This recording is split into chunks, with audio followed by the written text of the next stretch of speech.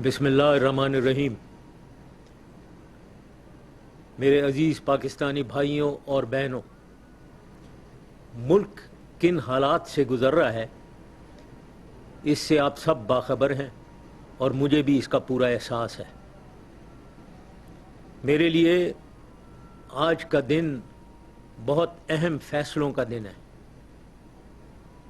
मैंने मुल्क की बागडोर 9 साल कबल संभाली।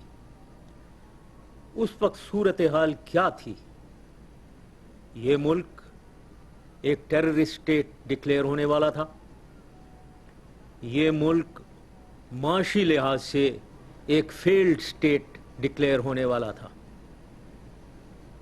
उस वक्त मेरे दिमाग में एक ही सोच, एक ही ख्याल था। मेरी इस मुल्क से बेपनाह मोहब्बत, और मैंने सोचा अगर मेरी तकदीर में इस मुल्क को बचाना और तरक्की की तरफ लेकर जाना है तो मैं अपने तन मन धन की बाजी लगा दूंगा। मुझे यकीन था अपने आप में,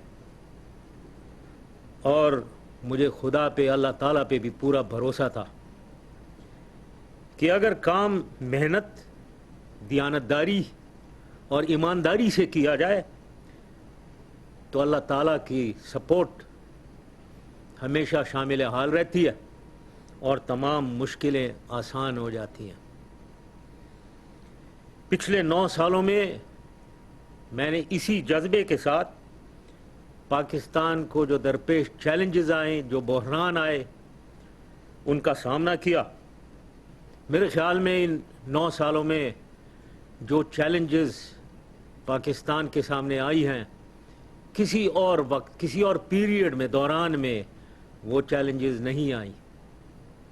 चाहे वो मुआशी तबाही से पाकिस्तान को बचाना हो, चाहे वो सन 2000 की खुश्क साली का मुकाबला करना हो और अवाम को मुसीबतों से बचाना हो,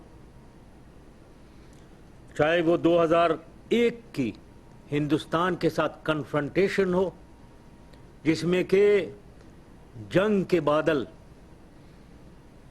पाकिस्तान के आसमानों में पाकिस्तान के ऊपर मंडला रहे थे 10 महीने के लिए, इस चैलेंज का मुकाबला करना हो,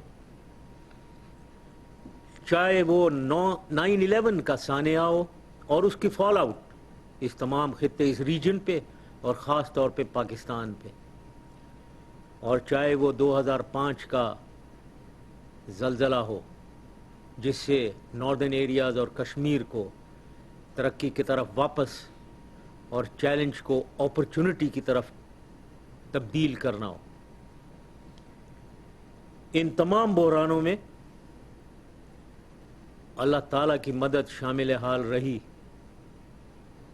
हमने इन तमाम बहरानों का, चैलेंजेस का मुकाबला किया, इनसे निपटा, और मुझे फ़ख्र है कि हमने पाकिस्तान और उसकी अवाम को महफूज रखा। हर काम में मेरी नीयत साफ रही। जो भी हल देखा किसी प्रॉब्लम का, किसी सानिया का, किसी चैलेंज का, उसमें मुल्क और कौम की मफाद को हमेशा तरजीह दिया। ज़ात से बालातर होकर मुल्क को और अवाम को तरजीह दी। सबसे पहले पाकिस्तान फर्स्ट का नारा लगाया, एक नारा कौम को दिया। ये महज दिखावा नहीं था, ये मेरे दिल की गहराइयों की आवाज़ थी, और अब भी यही आवाज़ रही है, रहेगी। फ्यूचर में, मुस्तकबिल में भी यही आवाज़ सबसे पहले पाकिस्तान रहेगी। इस मुल्क के लिए, पाकिस्तान के लिए 2 जंगें लड़ी और हमेशा खून का नजराना देने के लिए तैयार है,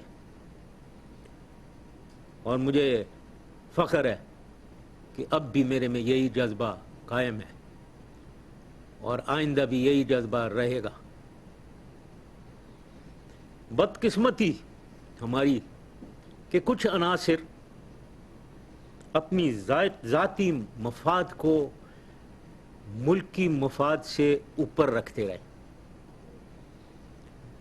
جھوٹے بے بنیادی الزامات میرے پہ لگائے, جھوٹ کو سچ, سچ کو جھوٹ بنانے کی کوشش کرتے رہے, عوام کو دھوکہ دینے کی کوشش, عوام کو دھوکہ دیتے رہے.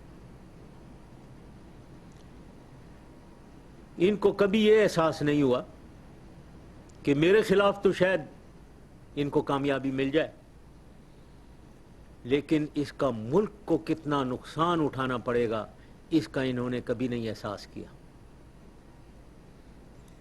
یہ عناصر وہ تھے, وہ ہیں جو کہتے ہیں کہ ہماری تمام پالیسیز پچھلے 9 سال غلط رہی ہیں. معاشی تباہی جس کی طرف ہم جا رہے ہیں وہ پچھلے 8 سالوں کی پالیسیز کی وجہ سے, یہاں تک کہ یہ بھی کہتے ہیں کہ بجلی کا بحران بھی ہماری پالیسیز کی وجہ سے. یہ بالکل غلط اور ملک کے ساتھ فریب ہے. کچھ حقائق میں قوم کے سامنے رکھنا چاہوں گا. سب سے پہلے تو معیشت کی بات کرنا چاہوں گا. یہ وقت اس کی ڈیٹیلز میں جانے کا نہیں ہے. اس کی ڈیٹیلز میں ایک پیپر میں نے لکھ دیا ہے, وہ میں ریلیز کر دوں گا پریس میں, تاکہ آپ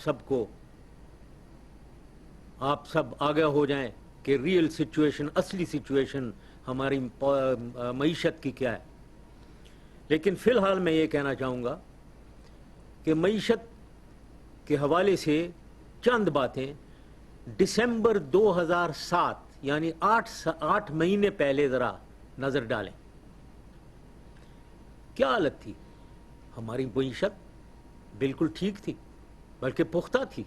8 مہینے پہلے جی ڈی پی ہماری 7% ایوریج گرو ہو رہی تھی اور 63 ارب ڈالر سے 160-170 ارب ڈالر پہ پہنچ گئی, ڈبل سے زیادہ. فارن ایکسچینج ریزروز ہمارے 17 ارب ڈالر پہ پہنچ گئے تھے. ہماری ریونیو کلیکشن 1 ٹریلین یا 1000 بلین 1000 ارب روپے پہ پہنچ گئی تھی. ہماری اسٹاک ایکسچینج انڈیکس تقریباً 16,000 کے قریب پہنچ گیا تھا. اور سب سے بڑی بات, ایکسچینج ریٹ $1 کی قیمت 8 سال تک 60 روپے کے ارد گرد رہی. یہ ہماری اکانومی کی طاقت تھی, جس کی وجہ سے یہ ساری مین انڈیکیٹرز جو کو میں نے بتایا ہیں, اکنامک معاشی خوشحالی کے انڈیکیٹرز یہ تھے. اور یہ 8 مہینے پہلے یہ صورتحال میں بتا رہا ہوں. اس وجہ سے دنیا کی اسیسمنٹ ایجنسیز جو ہیں, ایویلیویٹنگ ایجنسیز, انہوں نے پاکستان کو N11 میں قرار دیا. N11 next 11. اور یہ نیکسٹ 11 وہ ممالک دنیا کے جو برک ممالک کے بعد, اور برک کون تھے؟ Brazil, Russia, India, China. BRIC یہ 4 تو پروگریسو اکانومیز, ڈائنامک اکانومیز. ان کے بعد پوری دنیا میں جو نیکسٹ 11 تھیں ان میں پاکستان کا بھی شمار کیا گیا.